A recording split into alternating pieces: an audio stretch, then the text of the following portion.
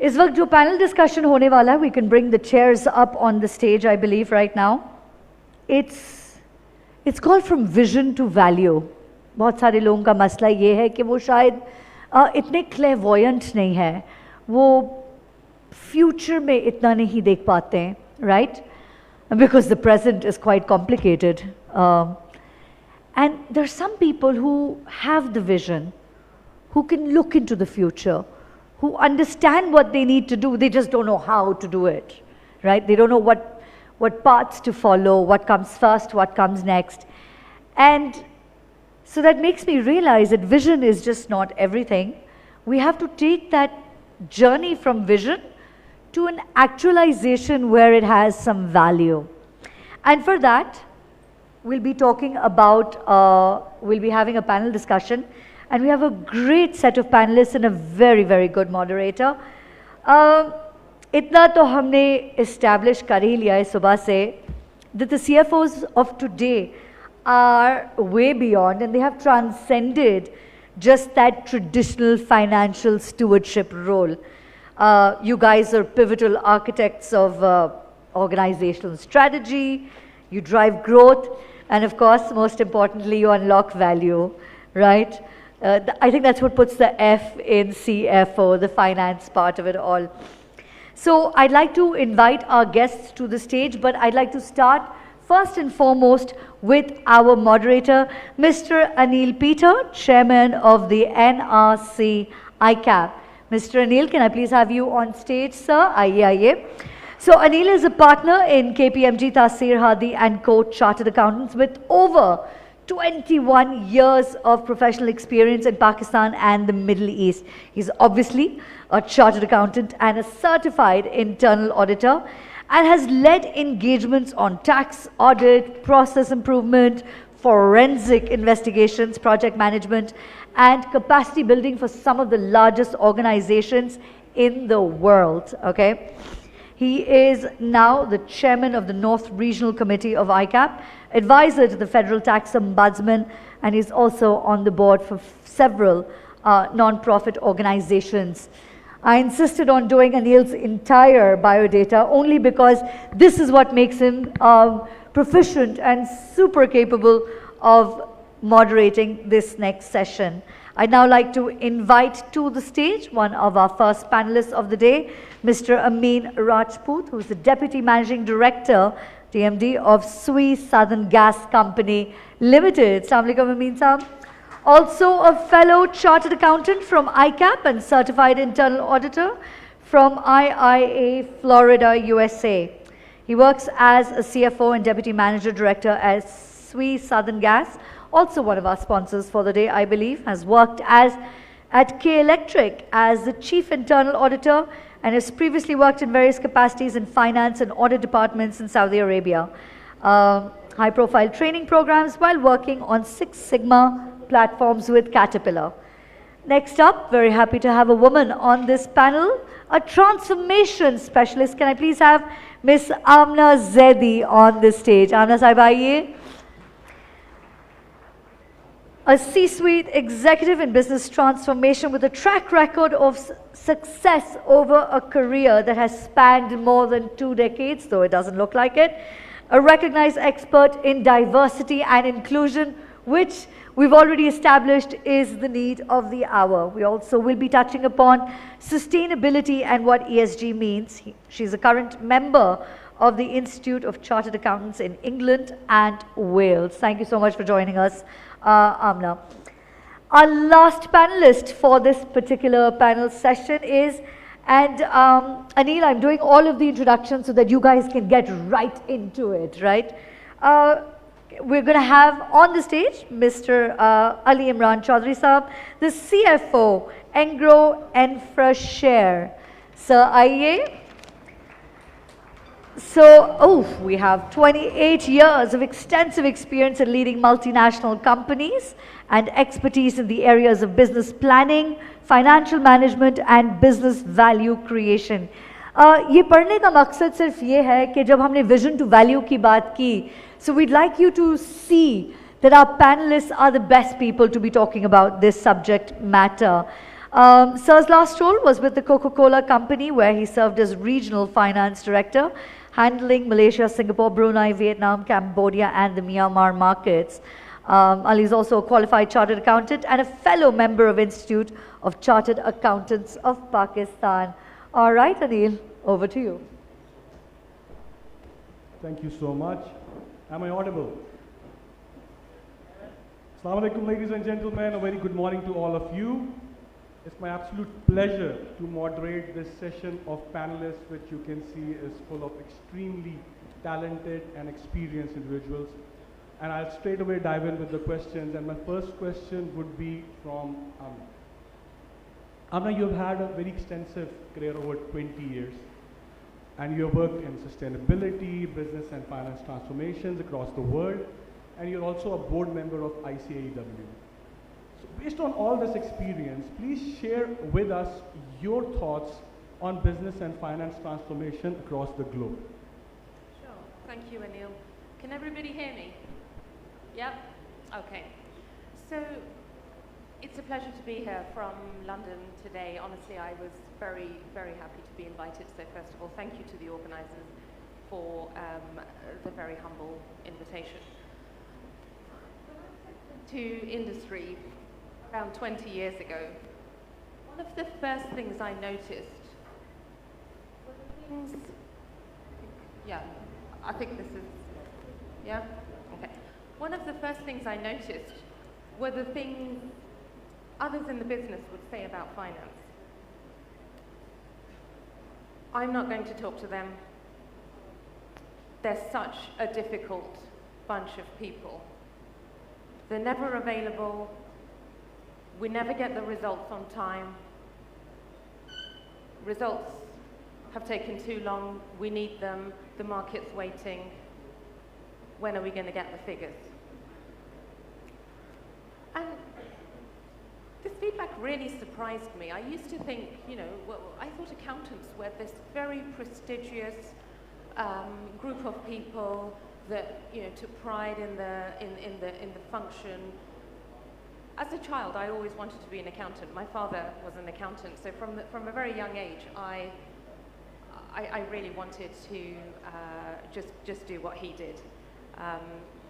May Allah bless his ranks in the hereafter and give him the highest place in Jannah.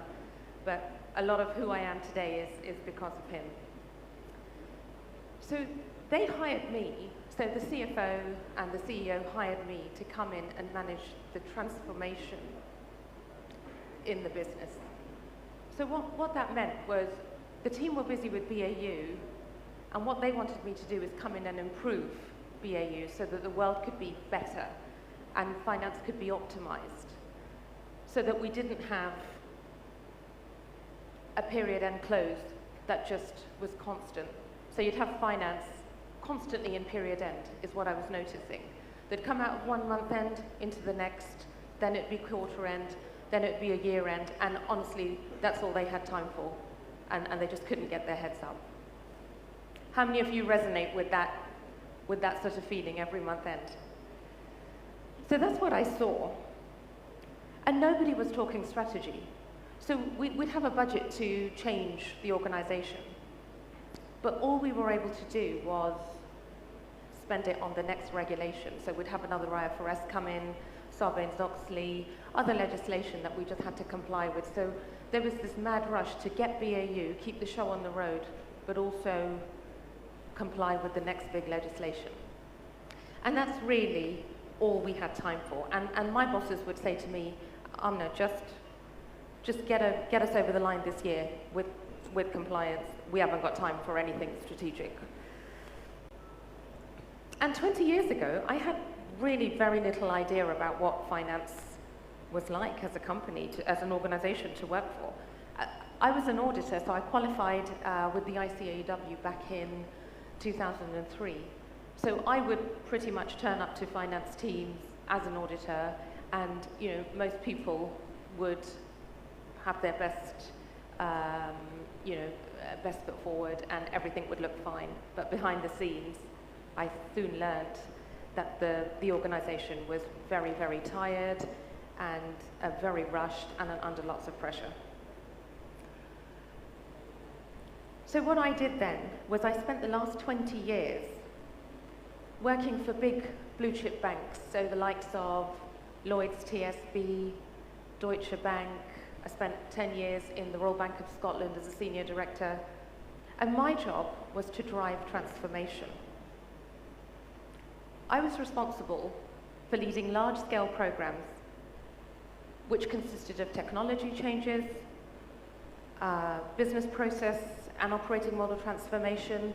We were looking at location strategy, centralizing processes to a shared service center. And what we were able to do was create a faster close. That was one of the biggest victories that I witnessed. So suddenly we were going from a period end of 20 working days to 3 working days, and the numbers were out. And this was hugely successful. And actually what that meant was that finance were finally able to concentrate on the job that they were most skilled to do, which was to be a business partner to the organization, so that we could use our expertise. All of this studying we did wasn't just to produce numbers, it was to actually understand the numbers. Accounting is the language of a business. Let's tell the story to the organization to support them with their growth, to reduce costs, and to improve overall, operational success. So that's what I saw the whole way through. And today, we're just doing more of that. So change is definitely the only constant here today. And we have artificial intelligence, we have automation, we have new technologies. But if we don't change the way we operate so that we embrace the new capabilities, we will not evolve to the state that we need to be moving to, which is a refined business partner state. And so to finally summarize, the CFO of today is not a CFO. They're a CVO, which is the Chief Value Officer. They drive value across the business, and the criticality of the partnership between a CEO and CFO is now even greater than it was in recent years. Thank you. Thank you very much, Anna. That was very detailed. And just building on that, not CFO, but Chief Value Officer. Yes. So taking from that, my next question would be from Amin Saab. Amin Saab, you have worked in public sector giants like Southern Gas Company, K Electric, and you've also worked as Chief Internal Auditor and CFO. So based on these experiences, and public sector companies bring totally different set of challenges as compared to multinationals. So based on your experience, how do you see CFOs leading change and transformations in organizations? Am I audible? Is it now? Okay, okay. Anil, let me make my response in parts of your question. First, you said I worked as a chief internal auditor and then moved to CFO role. So I think, working in internal audit or heading the internal audit, you really have an insight of the organization, particularly the business processes. And from the risks, controls, and governance perspective, you really get insight of the organization. And then when you move to CFO role, you know more of the organization and you can perform better. Now, CFO role in the last 10 to 15 years, as Amna also said, has been changed drastically. Because it is, all the people are in this whole professional accountants, either they're in industry or in practicing professional firms. They know that in last 10 years from a CFO, or we say the head of accounts or finance, from a back office or just maintaining the books or just doing the stereotype job, now the role has been changed to more of a business partner implementing the strategy.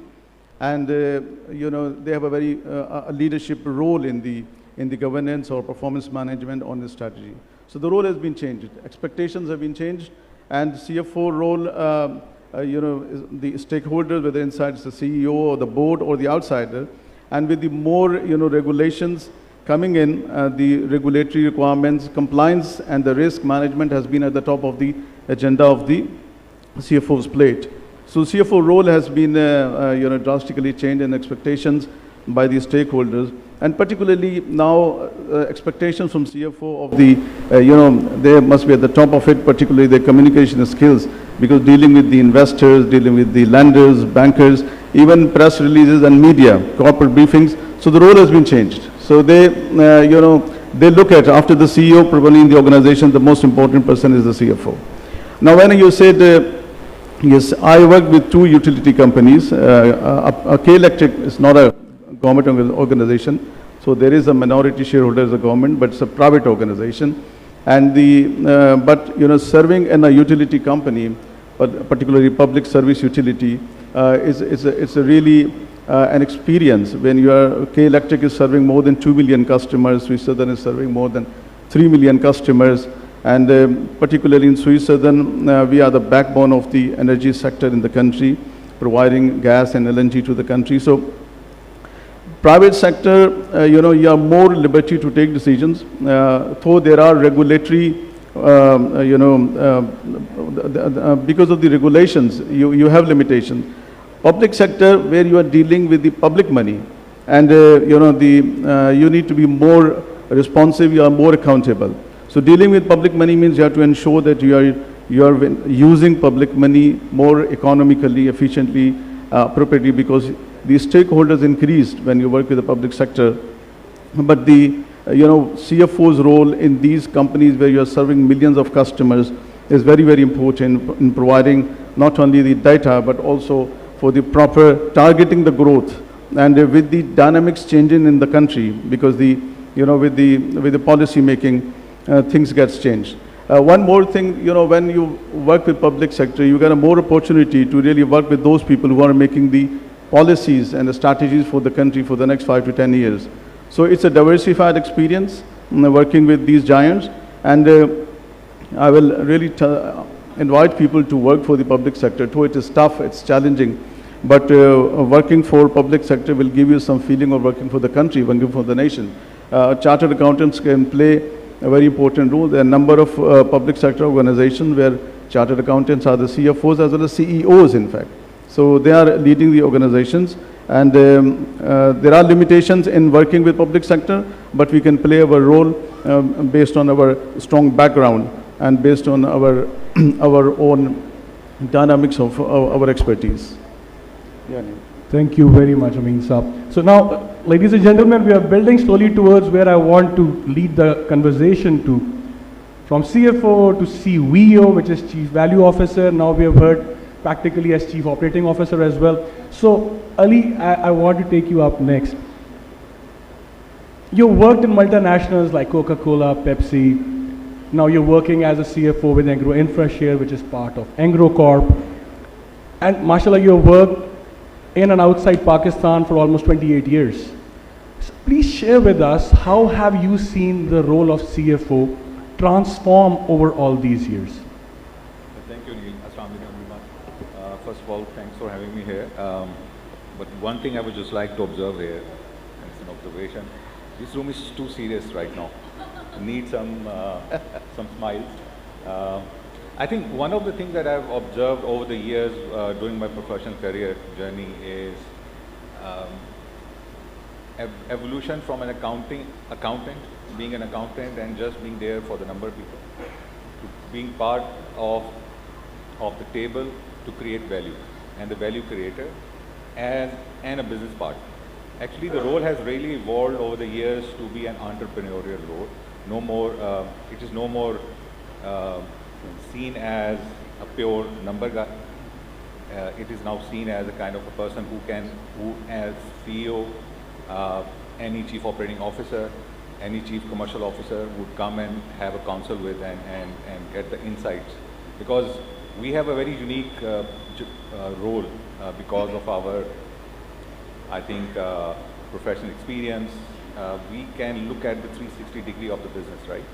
Because the numbers tell a story, and if we can actually harness the ability to tell the story of the number in a way which is commercially understandable, we create a very good value, on the table. So I think that's what I've seen over the years, but less so in Pakistan. I still see, when I came back to Pakistan 3 years ago, I still see the evolution is going on, but it's not up to the level which I've seen in other parts of the world. Like ASEAN is far more advanced. Middle East is not there yet, but of course more so advanced than the Pakistan market is. But if you go to the ASEAN side and the Australian and the other part of the world, the Japan side, you will see a huge difference of the role of a CFO there compared to what I see here. So yeah. Thank you so much. So we have spoken about different roles of CFOs, how they can be perceived and their evolution. Now let me throw in another question and bring in the most important, I think, point, which is the future and technology, and that would be Amna from you. You're talking about CFOs, their role in transformations, but we are living in the age of AI, robots, ERPs.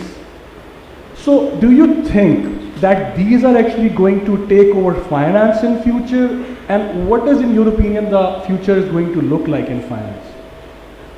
Yeah, great question. So I think you made a really good point. The audience is perhaps not finding us as interesting as we'd like. So I'd like to get you guys involved. Hands up, those of you who think that robots will take over our jobs. Can I just get a show of hands? Okay. Well, it's actually a really great response. The answer, because you guys can't see, was very little. I get this question every week, at least once a week, because I'm in the transformation business. BAU people don't really know what all of this change that they're being hit with is going to do, right? So we need them to engage in the change. We need them to buy in. But what they worry about is that at the end of that journey, their job won't exist. And honestly, I truly believe this. The answer to the question around whether robots will take over the jobs of finance is simply no.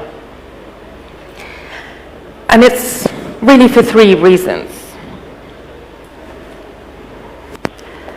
The first one is the complexity of the decision making that we as finance professionals have to do. There's so much human judgment involved. We have to critically think, be creative, so that we can support the business in the way that we need to. So yes, if we continue number crunching, heads down, getting the results out, the chances are some form of technology is going to take over your job. But if you evolve your role to be value-adding business partnering, that will not happen. Because a computer, a robot, cannot think like a human, has no ability to make judgments, has no ability to be spontaneous and creative. And the other thing the robots or artificial intelligence simply cannot do is make those nuanced decision-making, have those decision-making conversations, the nuances that exist in today's world that have to consider things like ethical practice. I think we're going to go into ethics a bit later. But ethical factors, legal factors, the landscape legally is changing all the time. So how does a robot keep up to date with that? There's always going to be a lag. If you look at ChatGPT, and I'm not a technical expert, so please don't quote me on this, but I think it's at a point in time. The data has been taken at least 18 months ago. So it just doesn't know what today's world incorporates. And then finally, we're talking about customer relations. And this really is at the heart of our role, and really that's how CFOs should be thinking. It's not just a role of mathematics and profit and loss accounts and balance sheets. We're talking about building relationships with our clients, understanding what their unique needs are, and providing personalized advice. And honestly, I don't know anybody that has been able to convince me today that those three things can be taken over by AI or robots or even technology. So to summarize, will robots and automation continue to stay with us? Yes. They're going to transform the finance industry. It's likely, in fact I'm certain, that it's going to be a collaboration between tech and human rather than a takeover. So my advice to you would be embrace it. Don't be threatened by it. Thank you so much. So I'm very glad to hear, at least in the near future, my job is not going anywhere to robots or AI. नौकरी तो रहेगी ना कम से कम. So next one, Amin sir, I'm going to now ask a very direct and probably a not controversial but interesting question. Please, in your view, share with us whether you think that CFOs can make good CEOs. If not, why not? And if yes, then why? Very much yes. Who would say no? Because CFO, I think, is the best suited, to become the CEO. The amount of exposure CFO has, and particularly currently their role in the corporate governance, exposure to the board, interacting with the board, interacting with the internal and external stakeholders.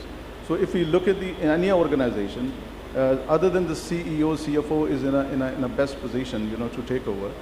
Even when you compare with the operation people, like COOs or like deputy CEO operations, CFO is in a better position, because they are in a position to looking at the organization from the growth perspective and from the, from where the company will look like in the next 5 to 10 years. Probably operation people have a very limited scope and they don't go beyond that. So to me, they are in any organization, CFO is the person who is probably in a better position to take over from the CEO when the right time comes. Thank you very much, extremely grateful. And because of shortage of time, the last question, Ali, from you today, so that then we can conclude the discussion.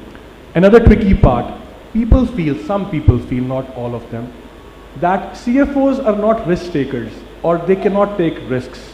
And because of that, they cannot become good business leaders. So in your opinion, what are your thoughts on that? CFOs as risk takers? I believe it depends on the person. I think it depends on the person to person, because yes, some of the CFOs that you will come across will not be a risk taker, they will be risk avoider. But it depends on the personality and how you have evolved over the years in your profession and how much fun did you had on the way, right? But I think what I've now starting to see is that the realization from the finance professionals that if they don't take risk, they are not going to get value for themselves and also for the organization. So in order to create value, they need to come out of their comfort zone and hence need to take a little bit of risk. So I can now see the trend, but yes, the answer to your question in simple terms is it depends on the personality. Because even some of the CEOs or some of the commercial people, they are also not the risk takers sometimes, right? So basically, yes, please. I think they can take the most calculated risk. They can calculate the risk. So just to summarize, CFOs can be risk takers. It depends on the person and the personality. And the better part is they take calculated risks, not just blind anewa risks. being the entrepreneurial CFO, the CVO, so you're driving the business forward.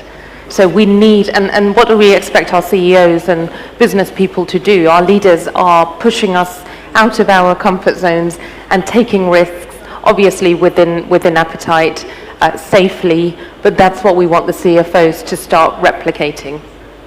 Yeah. When you said they are not risk takers, because you can see 5 to 10 years in the organization where the growth is, where the pattern is, how the numbers are telling, or what's the analysis is. So they are in a better position to take the risk or not, so they can calculate well before making the decisions.